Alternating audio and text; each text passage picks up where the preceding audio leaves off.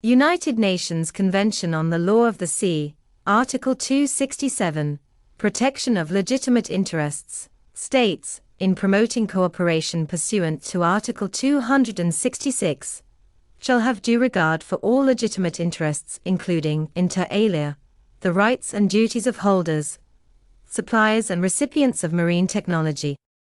Article 268, Basic Objectives, states, directly or through competent international organizations, shall promote a. The acquisition, evaluation and dissemination of marine technological knowledge and facilitate access to such information and data. B. The development of appropriate marine technology. C. The development of the necessary technological infrastructure to facilitate the transfer of marine technology.